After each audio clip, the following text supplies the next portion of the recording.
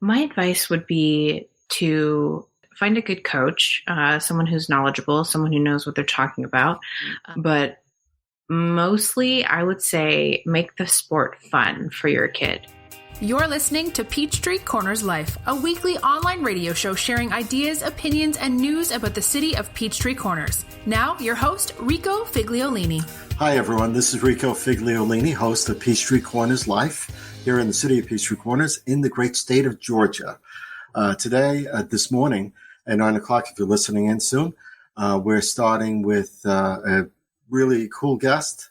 She's been in the pro golf business, if you will, since she was 11 years old. So I'm going to introduce Jane Park with me. Jane Park. Hey, Jane. Hey, how are you? Good, thank you. Jane is a pro golfer with the PGA, right? Women's LPGA. LPGA, thank you. And we're discussing today the reason we're talking. She lives out in Woodstock, so close enough to Peachtree Corners that we could say she's part of the city, if you will. Mm-hmm. And because there's going to be a returning championship that she's going to be part of coming in 2021 and coming just a few minutes north of us at the Atlanta Athletic Club. And that's the 67th KPMG Women's PGA Championship that's returning to Georgia. It's actually going to have the largest women's purse, I think, right? Yes, one of the largest women's purses. First place is $645,000. So that's a good money. Payday. That's a great payday. Yes, for sure. And I think the whole purse, I think, is like $3.85 million or something. I think it's about $4.3 million. Wow. Okay, yeah. That's grown even more than it has grown before. So this is the largest, actually, women's purse, if you will. In history, it seems. I think there's one that's slightly bigger, but this is definitely one of the biggest. All right. And that's a shame because really, I mean, since I forget if it was Title 9 or Title 11, girls have grown into sports like soccer and other sports. Mm-hmm. Golf is no different than that. I believe there are high schools that have women golf teams and stuff. Mm-hmm. And yet the purses continue to be smaller than the men's, it seems sometimes. Yes. And I'm sure I'm sure you would love to see that a little bigger. Yeah, for sure. Maybe, one day the ladies can play for just as much as the men, but unfortunately I don't think I'll see it in my lifetime. But, obviously, with the work that, KPMG does, with their leadership summit, and their charitable initiative to help, future girls get, development and advancement and empowerment through women's golf. It could be, a great stepping stone to, empowering little girls and women and, helping us maybe reach that, equal pay, in the golf life. So hopefully one day. Yeah. That would be the right way of going. Now, you were born in Chicago. Yes. You started at 11 years old playing golf. So tell me a little bit about that. How was that at 11? I mean, was the club bigger than you even? Well, yeah. I when I first started, I didn't really have a love for the game. My older brother was playing. He's 3 years older than I am, and he was playing and had my dad as a coach. So I pretty much just followed along, and it was kind of my dad had to take me to the golf course and babysit me. So I just got super bored one day, just rolling down the hills, like being a kid. So my dad just put a club in my hand, and I guess I was a natural when I first started. So he focused his attention, he shifted his attention from my brother to me.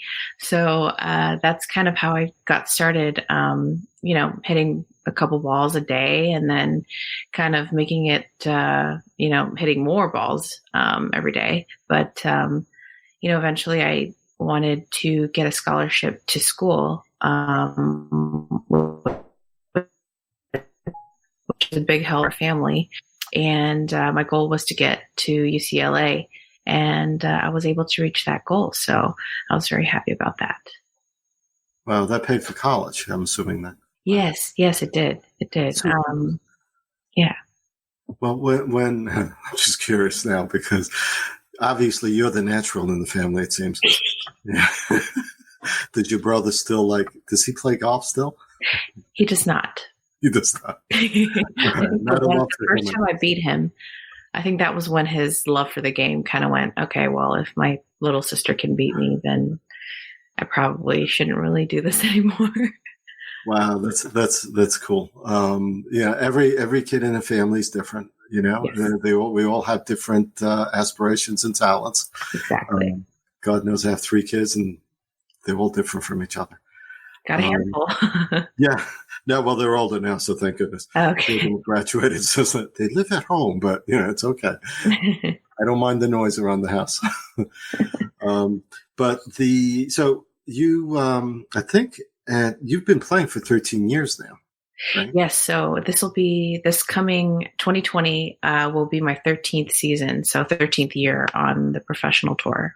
Yeah. And I'm sure at the beginning it wasn't that easy, right? I mean, a lot more practice. You know what? I actually got really lucky. My first few years, I actually had a few good results, and I didn't really go through the growing pains, if you might say.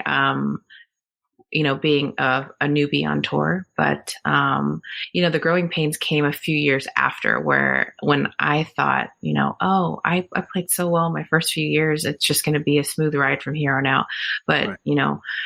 All golfers will know that you go into kind of slumps, and, you play well a few weeks, and then all of a sudden the next week you can't even make contact with the ball sometimes.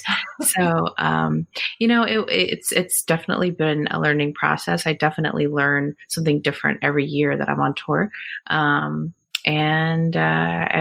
very, very thankful that I've been able to have, a pretty relatively long career out here on the LPGA, compared to, some of my the other players on tour. Yeah. So. It's interesting to me. I mean, sure, you would think younger people. I mean, you're not old. You're young still. 20, 24 maybe or something? Me? Yeah. Are you like 20 or 13? I'm 33. 11? You're 33? Oh. Yeah. Oh, well, sorry. You look young. No, it's okay. That's very flattering. But still, 33 is not old. I mean, no, it's not. It's not. In golf age, I'm pretty ancient, actually. Really? Oh man! All right. Well, you know what? It's like the Alta tennis players, right? They age at 70, they'll still be on the court as long as they can spot that ball. They can still play. Exactly. So, learning every year new things. Are you still? So, do you? I heard that recently you were being coached by someone here in Georgia as well. Mm-hmm. Does that help having? Is it like anything else? Like, sales is like that. Other sports is like that, where you need a revisit to a coach to be able to teach you a little bit more. Yeah, I think it's all part of as a professional, you're trying to reach perfection, and obviously it's not possible, but the aspect of trying to get better every day, you need someone to kind of guide you, because if I'm doing this all on my own, then I honestly don't really have enough knowledge to teach myself. Right. So, having someone who, and my coach's name is Scott Hamilton, and he's up in Cartersville, Georgia. And he teaches many, many players on the men's tour and a few on the women's tour as well. But, he's so knowledgeable and just kind of gives me, a drill or two to work on, between our lessons. So it just it's almost like keeping someone interested with a little tidbit to work on. Right. So, if you didn't have any type of guidance or any type of direction, then it would be hard to really work on something to improve yourself. So every young person or parent watching this, if they have young kids in sports, mm-hmm. they know that they need a coach somewhere. Mm-hmm. But also you can't you need to be careful that you don't find the wrong coach, because there's a lot of them out there. I would think just like any other business. Yes. So, when you started out younger then, I mean, your dad was the initial coach, I guess. When did you actually get a coach? Not a real coach, but like a professional coach. At what point did that happen? Well, I was very lucky in that my father was a huge golf nerd, and he read every single book known to man, in terms of golf. So he read, Jack Nicklaus's book. He watched videos and tapes, and he learned the fundamentals that way. And, just like any other sport, the fundamentals are the most important foundation of whatever game you're playing. So he was very knowledgeable in terms of trying to teach me those basics, and got me pretty far. But my first coach was his name is Scott Wilson, and I started working with him when I was about 15. So I would say I had my first PGA professional coach at 15. So yeah, it's been a long time since then.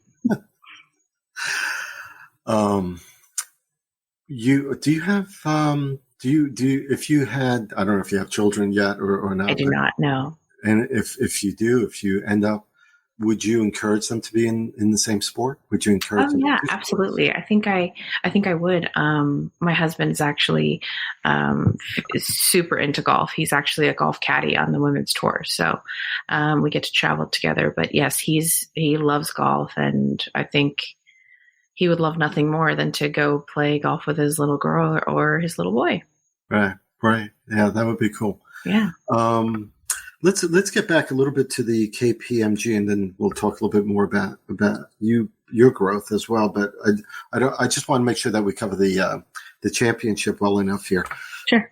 Tell me a little bit more about the KPMG Women's PGA Championship that's going to be coming in 21 to Georgia, to the Atlanta Athletic Club. A little bit about that. Well, the KPMG Women's PGA, it's one of 5 LPGA majors, and the men only have 4 majors, but the ladies, we've got 5. So I mean, that's a little better, I guess. Yes. And it's a pretty unique collaboration of the PGA of America, the LPGA, and KPMG. And I think this is going to be its 6th year as a major, but they basically, the three of them, PGA of America, LPGA, and KPMG come together and just host this world-class event. And the first time I played the KPMG, I think I remember thinking to myself, wow, I feel like a PGA Tour player, which is, it's an experience that you can never get unless you were a player in a PGA tournament. But, from beginning to end, it's first class. We get, our own courtesy car. They have world-class chefs that come in and cook for us, breakfast, lunch, dinner. I mean, I'm getting hungry thinking about it now. But 2016 was its inaugural KPMG event, the first KPMG Women's PGA, and it's one of the strongest fields in all of the LPGA schedule. It's going to be broadcasted on NBC and Golf Channel. Right. It's going to be on some major networks. And, if you're out in the Atlanta area and if you want to see some really great golf, please come to Atlanta Athletic Club in 2021. And we're giving you a very large heads up on this. So there's no reason you can't make it. Yes, they've had some big tournaments at the Atlanta Athletic Club. Yes, so I'm looking forward to it. I'm not, anyone that knows me, I'm not a golfer per se, but I can drive the ball a little bit. Yep. That's about it. Top golf is good for me, but I don't mind being on the green watching.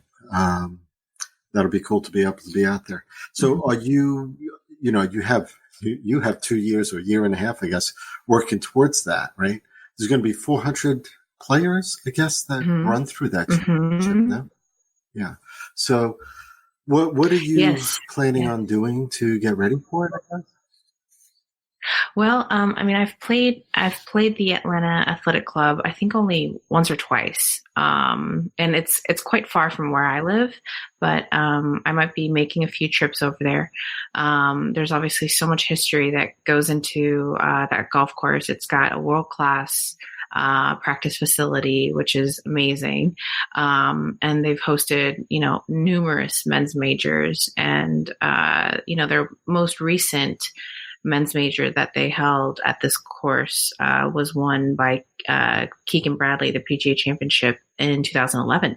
So, and they also had the U.S. Men's Amateur Championship there in 2014. So it's definitely one of those major championship rotation golf courses.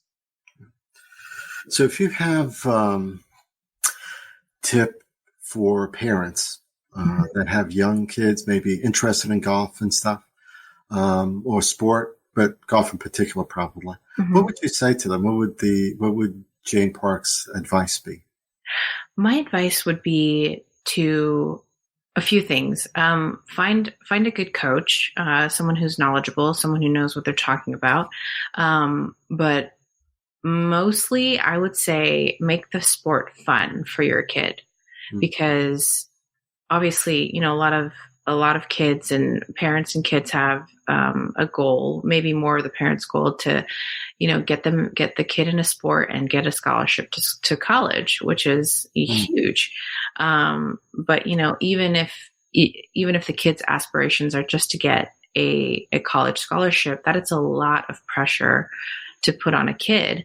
And I've seen so many young talented players who just get burned out so quickly because of the pressure that they feel from their parents, from their coaches, and just, the kids are very, very competitive nowadays. I don't know if you've noticed, but kids are very competitive, and that's not a bad thing. But I think a lot of positive energy and a lot of, the right type of support, be a parent, and let someone else be the coach, because I've seen this way too many times where the parent becomes the coach and there is no distinction between a parent and a child. It's just a parent and a child and a coach.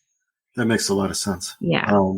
I've had my kids go through baseball, soccer, lacrosse, different sports, and you learn better, I think, from a child learns better from a coach than their father sometimes, right? Absolutely. Because it's a different space. It is. You're taking it from. It is 100%. Yeah, I can agree with that. Just a couple of we're getting towards the end of our time, and I want to be able to let you go on time, but I thought maybe we could go through a couple of quick things of Jane Park and her personal interests and stuff. I understand you have a dog. I don't have a dog. You don't have a dog? Oh, I don't. I travel way too much, so I can't take care of a dog, unfortunately. All right. Do you have a favorite food or foodie thing that you like? I am a foodie. I honestly, whenever my mom's around, when she's around right now, she's here in my house. I eat Korean food for breakfast, lunch, and dinner. Well, you were born in Chicago. Was your mom born in Korea? Mom's born in Korea, yes. Okay. So you get to eat authentic Korean food? Authentic Korean. I will not turn down a Chicago deep dish, though. I mean, you put that in front of me and it will be gone. So yes, I love Chicago deep dish. Oh, yeah.